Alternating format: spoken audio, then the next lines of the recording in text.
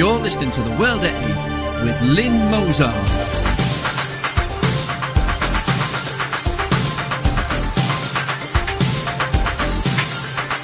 The World at 8, the number one in nationalist news.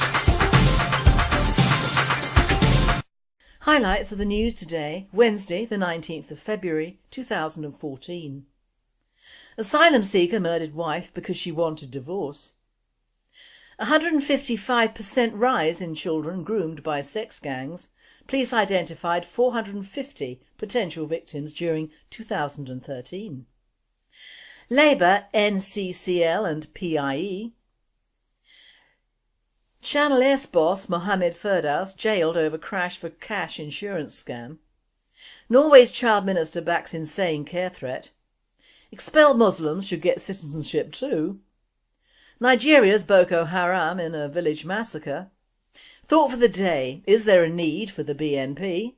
And finally, a 2-for-1 day.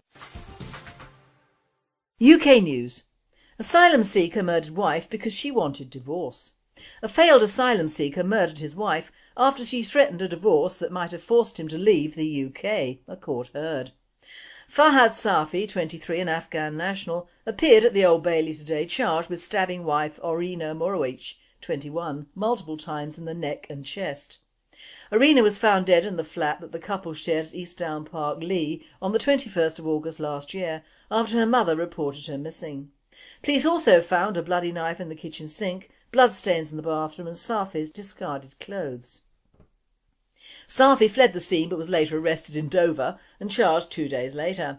The jury heard how the couple met at Lewisham College where she studied tourism and administration.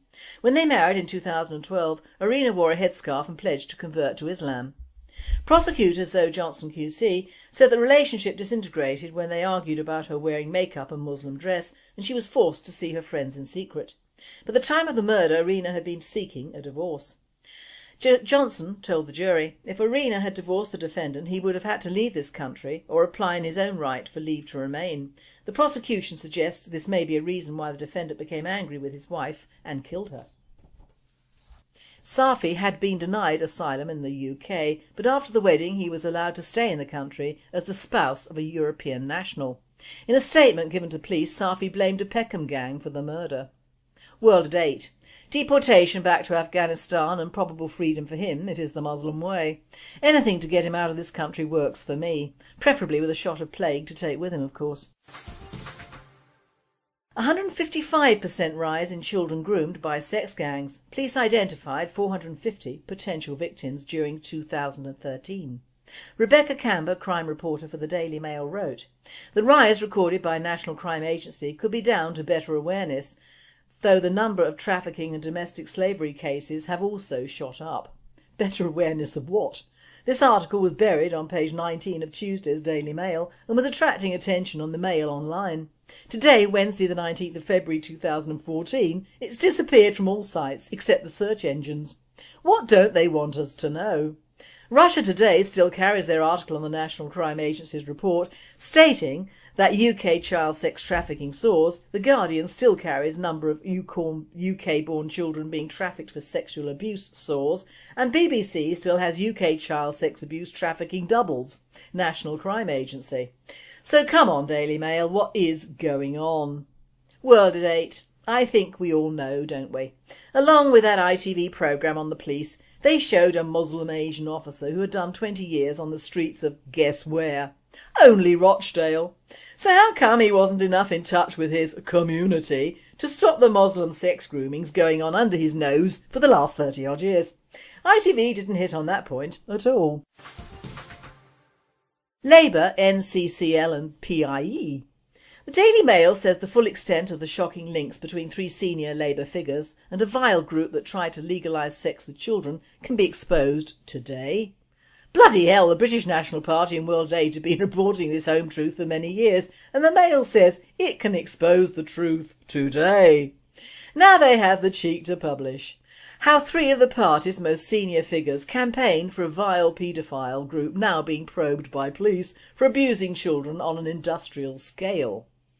Documents found by Mail show link between left-wing and paedophiles. Harriet Harman, Jack Dromey and Patricia Hewitt held senior positions at National Council for Civil Liberties before rising to top of the Labour Party. The NCCL was an affiliate of the Paedophile Information Exchange (PIE), whose members may have abused children on an industrial scale. Paperwork reveals NCCL helped lobby Parliament for the age of sexual consent to be cut to as low as 10 and called for incest to be legalised.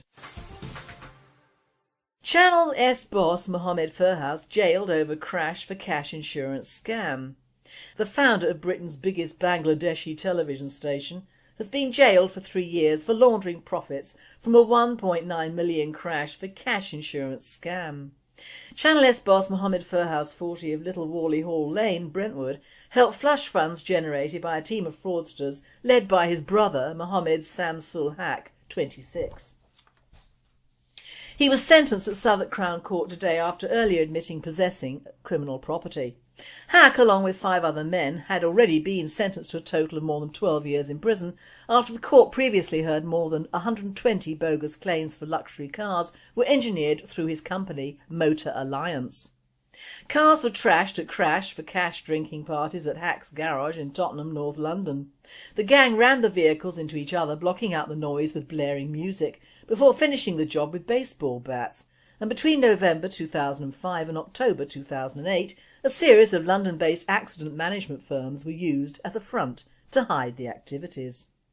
The firm raked in around £1.17 million in profits from the scam, which was busted after police raided Motor Alliance and unearthed 64 files relating to insurance claims in the boot of a silver Mercedes.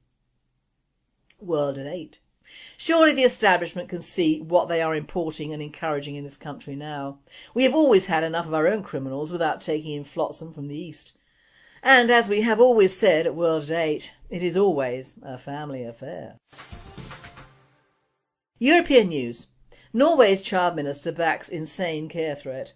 Norway's children's minister has backed a proposal to withhold benefits from immigrant parents who fail to teach their children Norwegian and in extreme cases even deprive them of custody. The measures were part of proposals for a new integration agency launched on Monday by Carl Hagen, the former leader of the Progress Party for Oslo municipality. There are many good suggestions here, Sølvig Horn, Minister of Children, Equality and Social Inclusion, told Norway's NRK channel. It should be up to each municipality, but I think Oslo's Progress Party is making important contributions to the integration debate. I shall take this with me in future work. Marianne Martinsen, who represents the Oslo Labour Party in the Norwegian Parliament, described the proposals as absolutely insane. But Horn appeared to have no problems with the most controversial suggestion, taking children into care if their parents fail to teach them Norwegian. "I am very happy for children to go into care if there is neglect," she said. "Every parent has a responsibility to ensure that children can speak Norwegian by the time they start school." Asked whether failing to teach children language constituted neglect, Horn was a little evasive. "This is something the Child Welfare Agency must consider in individual cases. But being able to speak the language before starting school is very important, and all parents must ensure that their children can." NRK's political commentator Lars Nehru Sand argued that both Hagen's radical proposals and Horn's response to them were a political trick to keep the party's more radical anti-immigrant supporters on side without alienating the majority in Norway. The party is still resorting to the tried and tested, well-known and occasionally well-functioning political trick of double communication, he said. They might get a hearing at the Progress Party's National Congress, but these proposals will never be adopted as policy in Oslo, in the government or by Parliament, he added. He said progress time and time again has had one of its more radical elements, Per Sandberg, Christian Tybring-Gjedde or this week Carl Hagen, make radical far-right proposals. A more moderate figure than nuances the message, rephrasing it in a way more acceptable to the majority without rejecting it outright, as Horn did on Tuesday. "This tells other voter groups that you can still count on us, we are still here for you," he argued. World at 8. I can go along with the lack of the Norwegian language, but taking into care means that these immigrant parents will get all their progeny looked after while they can either work or leave the country. It would leave a massive amount of foreign children in European care, and this would cost the Norwegians dear. Deportation if they don't integrate is the answer, and I mean integrate with a capital I. Expelled Muslims should get citizenship too. Descendants of Muslims who were kicked out of Spain in the 17th century have criticised the Spanish government for only granting citizenship to the country's former Jewish population, saying the move could be racist. Moriscos, meaning Moors in English, was the name given to the Spanish Muslims who decided to convert to Christianity to avoid expulsion under monarchs Isabella and Ferdinand in the early 1500s. Although they were allowed to remain in Spain for over a century longer than their Jewish counterparts, King Philip III decreed the expulsion of the Moriscos in 1609, forcing them all to flee to neighbouring Muslim North Africa. Now that Spain's Justice Ministry has decided to grant citizenship to the descendants of the Sephardi Jews who were kicked out 522 years ago, associations fighting to keep the memory of Muslim Spain alive are calling for the same civil code changes for the Moriscos. The Spanish state should grant the same rights to all those who were expelled, otherwise their decision is selective if not racist. Bayu Lubares, president of the Association for Historical Legacy of Al-Andalus, told Spanish news agency EFE. Lubares still believes the ruling granting citizenship to Spain's Sephardi Jews is very positive, arguing it acts as acknowledgement of the guilt of the Spanish state in expelling its own citizens. Even though the descendants of Spain's Moriscos have less chance of obtaining dual nationality than Sephardi Jews, Lubares' association is primarily focused on obtaining recognition for what happened to Spain's Muslim population and how they left their mark on Spanish culture. This can be seen in physical form with the Grand Mosque of Cordoba and the Alhambra Palace of Granada. Their legacy is predominantly alive in the northern Moroccan cities of Fez, Rabat and Tetuan, where they became city aristocrats and occupied positions of power. Although the approximately 300,000 Morisco descendants in North Africa no longer speak Castilian Spain, they took with them the architecture, gastronomy and music which typifies Andalusia to this day. World at 8. Okay. But first we have to acknowledge that the Moors of the Middle Ages are nothing like the present-day Muslims in the realms of culture or learning. Spain should learn a lesson from Ferdinand and Isabella. Spain for the Spanish. It is, after all, what the government are now doing with the British in Spain, virtually making life so difficult and taxes so high they're having to come home. So citizenship, a very bad idea for any Muslim, ex or otherwise. Keep them in Morocco. Spain is too near France and France is too near England for my liking. World News. Nigeria's Boko Haram in village massacre. Suspected Islamist militants have raided a Nigerian village and murdered dozens, according to witnesses. The gunmen reportedly rounded up a group of men in Izki village and shot them before going door to door and killing anyone they found. Officials said they suspected the Boko Haram group was behind the attack. Boko Haram, which claims to be fighting to create an Islamic state in northern Nigeria, is notorious for extreme violence and indiscriminate attacks. The senator for Borno State, where the attack took place, told the BBC's Newsday programme that 106 people, 105 men and an elderly woman trying to protect her grandson were killed in the latest attack. Ali Nadume said around 100 Islamist militants attacked Izge for about 5 hours on Saturday evening without any intervention from the army. He said the military recently withdrew from the area after 9 soldiers were killed in an ambush last week. World at 8. And we want these self-same tribes in Europe. Thought for the day. Is there a need for the BNP? Well, of course there is. However, I truly believe that if the Conservative Party hadn't mucked itself around since the last war and had stayed true to its English heritage, there'd be no need for what is laughingly called the far right. Although I'm not ashamed to be called the far right, as indeed I personally am, the British National Party is a socialist party with old Labour roots. And for anyone's information, if the Labour Party had stayed true to its old members and supporters, lived like they had, and were not, for the most part nowadays, educated well above their original stations in life, that would be a better party now. There'd be no need for a party like us, even though we are not guided by the amount of money the unions bring in or the huge amounts of corporate monies and private investors' bribes to keep them out of the flak. So no, there would not if your aunt had balls, so to speak. But in this case, in the here and now, yes, England does need the British National Party. Toxic though our competitors scream through identical mail shoved through our members' post boxes.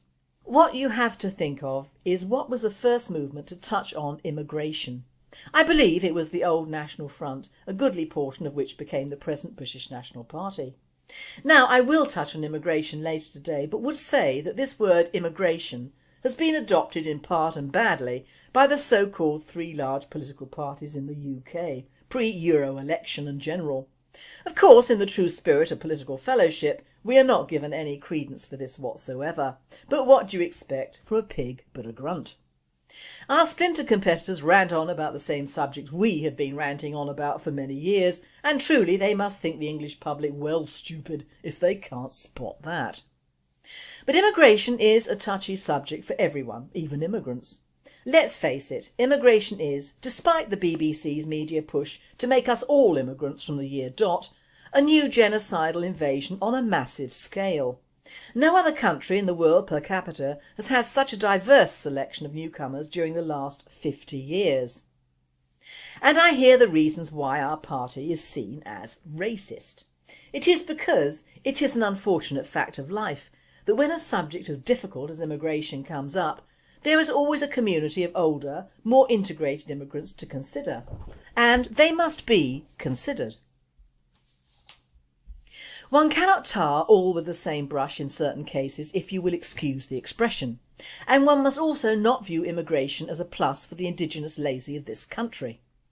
I love Chinese and Indian food, but I don't want to see whole towns and cities overrun with Chinese and Indians. No. I like the West Indians, well the Chalkies of the world anyway, laid back, colourful and generally well integrated, well with white girls anyway, but would I want my country to look like a shanty town in Jamaica? No.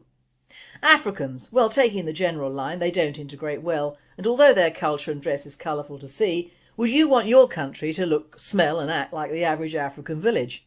No. Islam, and I'm having to make it religion here because, as we all know, Islam takes in anyone from anywhere as long as they adhere to the teachings of the Prophet Muhammad, PBUH I suppose. But despite having some admirable qualities, the hatred and resentment the average Muslim carries around with him against non-believers or kafirs, even in their own country, makes him an uneasy guest in any country, including ours. Do we want to see more mosques or Muslim communities? No. Nepalese, Filipino and other various ethnicities, too many to go into at this stage. The Filipinos have taken over the NHS and have taken all the white blue-collar jobs in the hospitals. In my short stay yesterday in a surgical ward under the NHS, I can only say that my treatment was very good. My surgeon was white, as were the theatre nurses, the anaesthetist was a lovely Indian doctor who treated me just fine. The Filipino trolley dolly who wheeled me in was a cheerful chappie. The recovery nurse was white, but the Nepalese nurses on the ward did lack a certain charm and humour. My charm offensive was running out before I went down and was in reception. A Chinese trio came in, one man and two women, one of which was hugely pregnant. I listened and noticed that they had cancelled one of the women's operations that day by mistake, obviously not understanding the cancellation letter at the back of the admission letter and sending that back. For one reason or another they rebooked them in front of everyone else waiting, even though they should have rebooked for a later date, and she went sailing off with a fellow ethnic to have her op. I was rather angry, but of course kept quiet, even when I was told that there was no bed for me at that time and I would have to wait. However, that problem was solved. In and out, marvellous, didn't feel a thing, my hat off to our NHS, and long may it survive after the last illegal has left this country. But one can understand the resentment when the average Brit, who has paid into this system for many years and may be approaching a non-viable age, to be overlooked for strangers who have never paid in to any form of healthcare in this country. One might think this and other pea-takers are taking the race and immigration scam just a bit too far. I don't love my fellow tribes that much on occasion, let alone a sodding bunch of Chinese takeaway owners, one of which was hugely preggy with yet another migrant. Poles, Russians and Eastern Europeans. Well, this lot get it in the press and on the BBC, but apart from a selection of Muslim Europeans and Romas, most of these people look like us.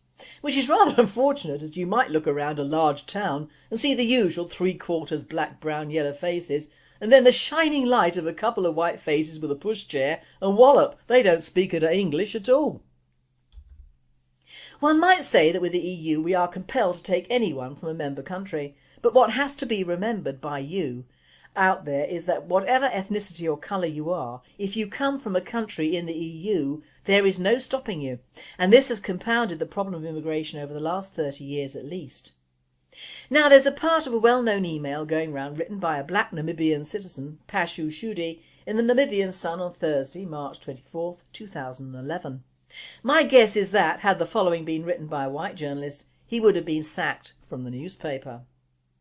I quote, "Although hard to swallow, us black people despise everything that looks like us. To prove my point, not long ago fellow blacks who had run away from atrocities in their own African countries were beaten, burned and sometimes even killed by fellow blacks in South Africa. In Namibia, black supporters of the ruling party SWAPO and the opposition parties clashed in 2009, and we still hear of such quarrels or violence just in the name of politics. Through studying history, I've come to learn that we actually disliked one another before colonialism, hence fierce tribal fights during those years.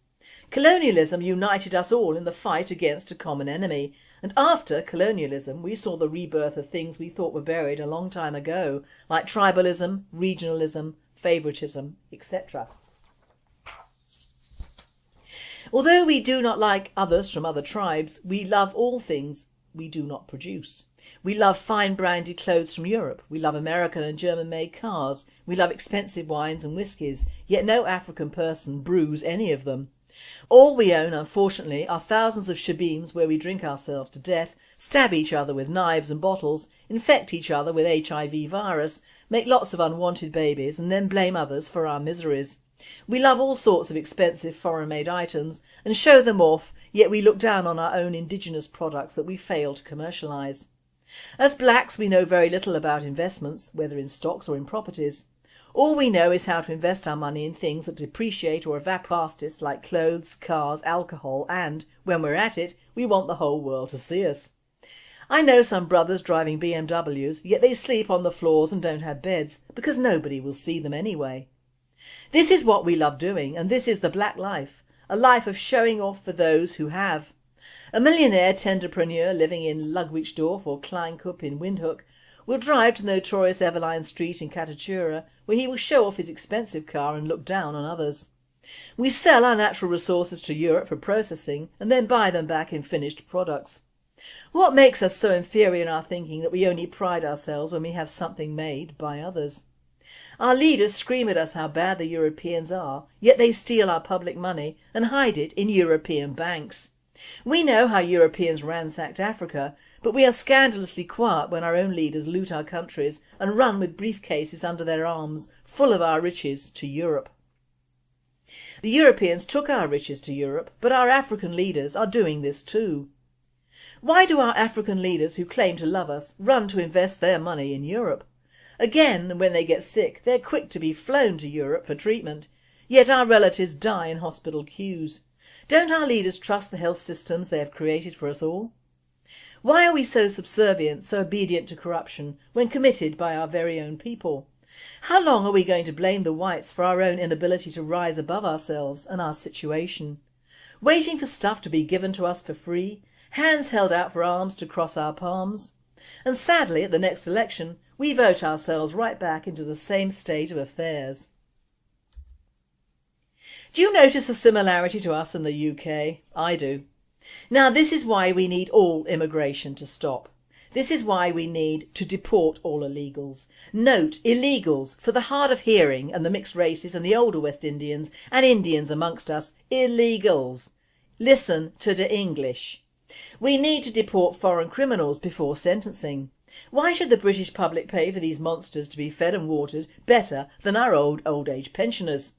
Their newfound families should be with them as well, then they would have their right to family life, EU obligation. We need to legally halt halal and kosher killings and make the people in the customs and excise work for their money in stopping at the borders all forms of imported meats, animals live or dead and all produce from them.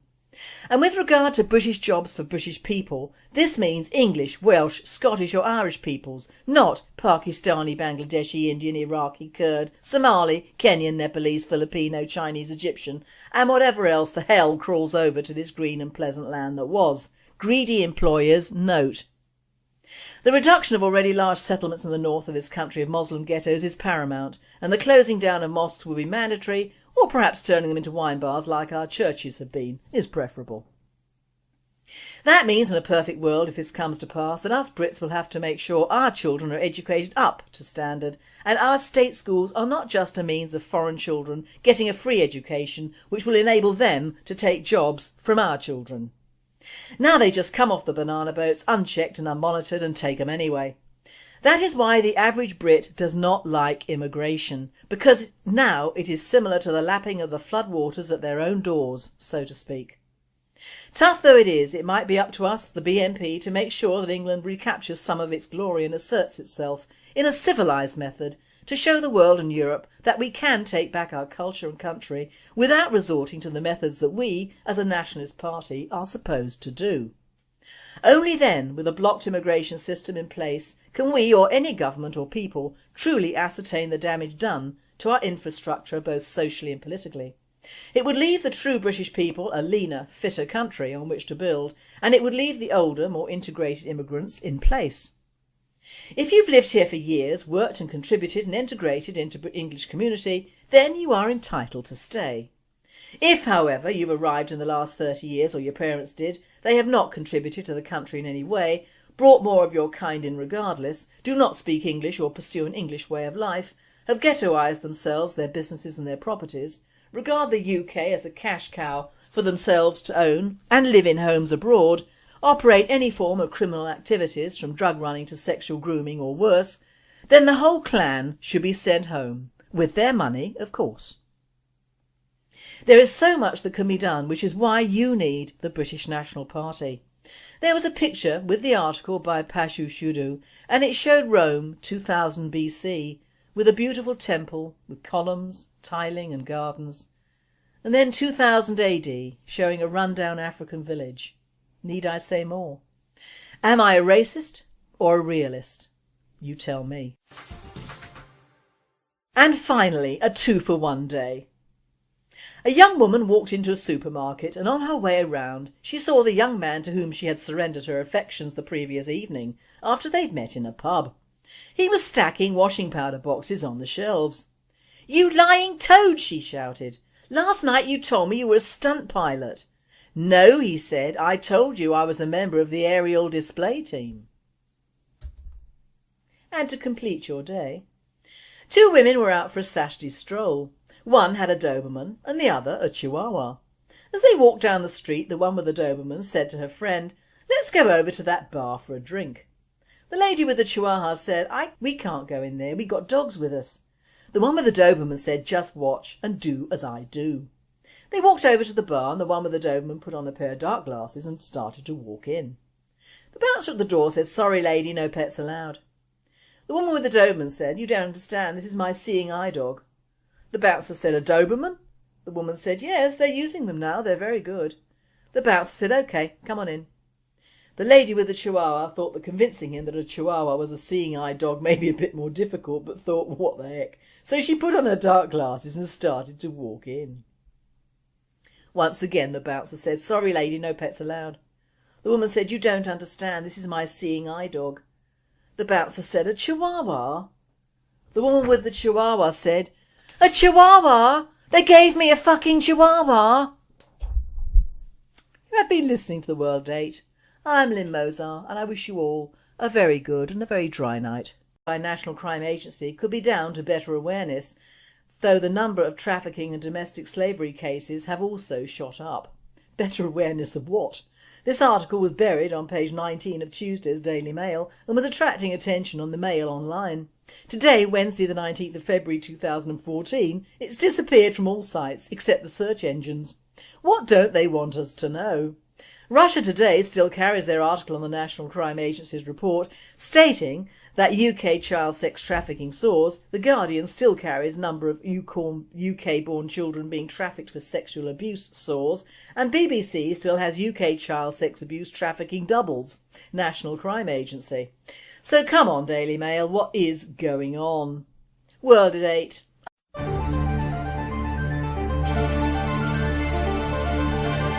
You're listening to The World at 8 with Lynne Mozart.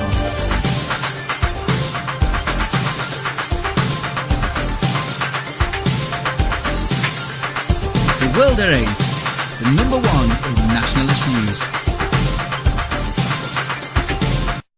Highlights of the news today, Wednesday the 19th of February 2014. Asylum seeker murdered wife because she wanted divorce. 155% rise in children groomed by sex gangs. Police identified 450 potential victims during 2013. Labour, NCCL and PIE test. Arena was found dead in the flat that the couple shared at Eastdown Park, Lee on the 21st of August last year after her mother reported her missing. Police also found a bloody knife in the kitchen sink, bloodstains in the bathroom and Safi's discarded clothes. Safi fled the scene but was later arrested in Dover and charged 2 days later. The jury heard how the couple met at Lewisham College where she studied tourism and administration. When they married in 2012, Arena wore a headscarf and pledged to convert to Islam. Prosecutor Zoe Johnson QC said the relationship disintegrated when they argued about her wearing makeup and Muslim dress and she was forced to see her friends in secret. By the time of the murder, Arena had been seeking a divorce. Johnson told the jury if Arena had divorced the defendant he would have had to leave this country or apply in his own right for leave to remain. The prosecution suggests this may be a reason why the defendant became angry with his wife and killed her. Safi had been denied asylum in the UK, but after the wedding he was allowed to stay in the country as the spouse of a European national. In a statement given to police, Safi blamed a Peckham gang for the murder. World at 8. Deportation back to Afghanistan and probable freedom for him, it is the Muslim way. Anything to get him out of this country works for me, preferably with a shot of plague to take with him of course. 155% rise in children groomed by sex gangs. Police identified 450 potential victims during 2013. Rebecca Camber, crime reporter for the Daily Mail, wrote, "The rise recorded by Channel S boss Mohammed Firdaus jailed over crash for cash insurance scam. Norway's child minister backs insane care threat. Expelled Muslims should get citizenship too. Nigeria's Boko Haram in a village massacre. Thought for the day, is there a need for the BNP? And finally, a 2-for-1 day." UK news. Asylum seeker murdered wife because she wanted divorce. A failed asylum seeker murdered his wife after she threatened a divorce that might have forced him to leave the UK, a court heard. Fahad Safi, 23, an Afghan national, appeared at the Old Bailey today charged with stabbing wife Orina Morowich, 21, multiple times in the neck and chest.